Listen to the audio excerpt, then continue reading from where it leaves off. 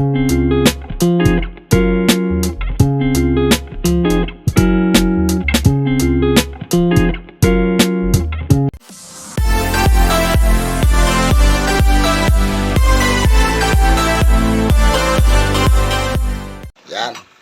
Nakawin na tayo mga kabiyahe. Alas 5 na ng hapon. Galing tayo kanina mga kabiyahe. Ngayon, pupunta naman tayo. Nalabas tayo ulit. Magpapalit tayo ng ating sasakyan. Dahil tayo ay bibili ng pagkain ng mga pusa at aso. Yan. May ibon mga kabiyahe. Ibon. Hi guys. How are you? May itlog na ba kayo? Yan. Bibili tayo mga kabiyahe ng pupunta tayo sa Taguig para bumili tayo ng ating mga supply na pagkain ng pusa at aso. Yan, diba? Yan. Yan gamitin natin siyempre. Pag tayo ay bumibili ng mga pakailangan sa negosyo, ang ginagamit natin ay ang mahiwagang si Abibi. Yan. Bumotor tayo mga kabiyahe. Yan, mga kabiyahe. Mag-motor tayo para hindi tayo matraffic. Kasi pagka, mga kabiyahe, medyo gantong oras na, matraffic na mga kabiyahe. Kaya tayo ay magmumotor kasama natin si Mama Bebe. Yan. Yan. Alright. Mabalik tayo sa update. Pag ando na tayo sa bilihan ng pagkain ng manok. Pero walang bilihin walang mabibili doon pagkain ng kabayo. Wala. Saka baboy, wala. Meron lang ito pagkain ng pusa, aso, manok, saka daga. Gayong daga.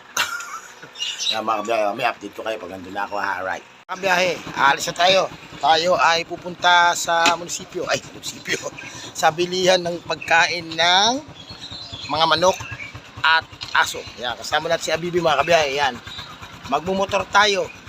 Tayo ay magta-try na magmotor gamit ang ating maliit na motor. Yan mga kabiyahe. Yan, magmumotor tayo mga kabiyahe. Suot na natin yung mahiwagang helmet. Sana hindi tayo matraffic. Ang tagal nung ating kasama. Yan mga kabiyahe. Yan. Yan mga kabiyahe Ay nako. Sana makarating kami ng maayos. Sana kami ay hindi matraffic. Kaya kami ay magmumotor. Magmumotor kayo mga kabiyahe para hindi kami matraffic. Yan. Diyan muna si ating mahiwagang kalesa. Gagamitin natin si Abibi para hindi tayo matraffic. Dahil pag si mahiwagang kalesa, yari tayo. Doon tayo sa maliit. Doon tayo sa maliit mga kabiyahe. Ayaw nating matraffic. Yan. Ingat-ingat mga kabiyahe. Yan. Iniantay natin si Mama Bebe. Sasakay din siya kay mahiwagang Abibi. Yan. Sana makabalik kami agad at hindi matraffic. Alright. Ayan. Mamaya. Babalik tayo mamaya pag andun tayo sa tindahan ng pagkain ng aso at pusa. Mama Bebe, game ka na ba? Ha? Yes. Yan, nag-helmet na siya mga kabiyahe. Ayan. Ayan Hirap na hirap siya mag-helmet. Hindi ka siya helmet. Yan mga kabiyahe, sasakay na kami ha. Alright. Sige, mamaya na lang pag ito sa ano ba yan? Bilahan ng pagkain ng manok sa kababoy kasi hindi kami sanay mag-vlog habang nakamotor. Baka mahuwa po. May dala kang basahan. Yan. Panyo ko yan, panyo. Alright, babalik tayo pag ito tayo mga kabiyahe. Alright mga kabiyahe, dito na tayo. Nag-ikot tayo sa Taguig. Hindi natin malaman kung saan tayo dadaan. Kung saan tayo nakalusot. Nakailang balik-balik tayo kasi lumiliit na yung kalsada. Pero nakarating tayo nice and sound mga kabiyahe. At dito na tayo ulit sa mga kabiyahe sa ating binibilang pet supply. Ay tayo mga kabiyahe. Tignan natin ang pangalan ng kanyang pet supply. Sa Chairlets mga kabiyahe. Nakarating na tayo after 200 hours. ilang hours tayo nakarating? Saan mo tayo dadaan? Ewan ko sa'yo. Mga kabiyahe, nakarating din kami. Oo. Taga-Taguig ako kasi kaya lang may mga bagong kalsada kasi dito mga kabiyahe. Tinry namin pasukan baka may daan. Tapos habang lumalayo kami, lumiliit ng palit yung kalsada. Ang iniisip ko lang, baka pag diniretso namin, diretso na kami sa bahay ng mga ibang tao doon. Ayan mga kabiyahe. Ano ba yung patuka ng ibon natin? Bird seed. Bird, yan. Nakakailang kilo ng ibon natin yan, hindi nang iklog. Wala po sa kilo. Ay, walang sunflower. Meron ba kayong yung para mangitlog yung lovebird? Wala. Mga kabiyahe. Baka kailangan mo Ay, ng bird. okay lang. Hi. Mga kabiyahe. Pasensya na mga kabiyahe. Akalain mo mga kabiyahe. Nagputol kami, grabe. Nag-ikot kami. O kaya ganun mga kabiyahe. Kaya mamaya doon tayo sa kabilang lusot. Ayan o mga kabiyahe. Nabili tayo. Yan o, kitang-kita, walang daya. Kitang-kita. Naligaw kami. Kung bibili na kami ng konti, naligaw pa kami. Yan, di ba?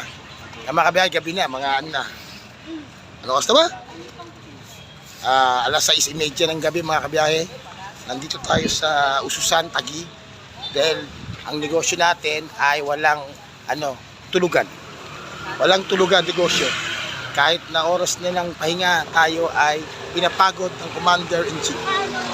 Yan mga kabiyahe. Tapos isasampa pa namin yung mga kabiyahe, yung binili namin, ilalagay namin sa kay Abibi, aangkas namin. Ang iniisip ko lang, paano kayo mag-aangkas ngayon kasi traffic. Hindi kami sanay sa motor. Hindi kami sanay sa motor mga kabiyahe na magmotor.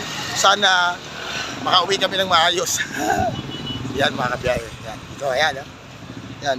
Iaangkas natin yung isang sako na bibili nating pagkain, pagkain ng aso, saka ng pusa dito kay Abibi. Yan.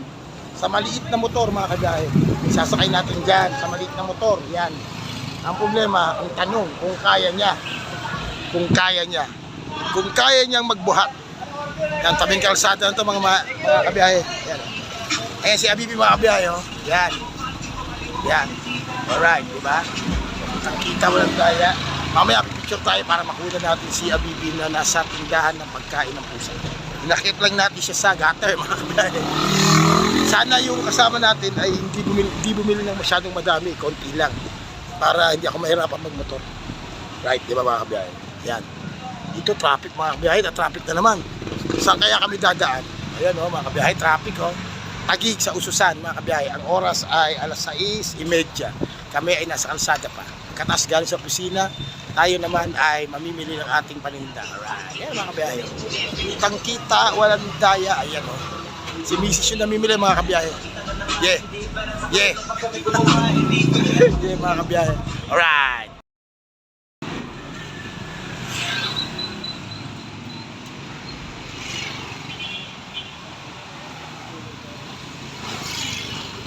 Uy, kayanin mo yan? Sa gitna natin dalawa yan? Kaya ba natin yan? Tandaan mo, traffic ngayon. Baka hindi tayo makabalance-balance. Baka hindi tayo makabalance-balance, tumumpa tayo dyan. Kaya ba yan? Para mabigat na naman. Yan, makabiyahe Choylens. Yan. Dito kami nabili ng aming mga supply ng pagkain ng manok. Yan. Yan. Ito, thumbnail tayo mga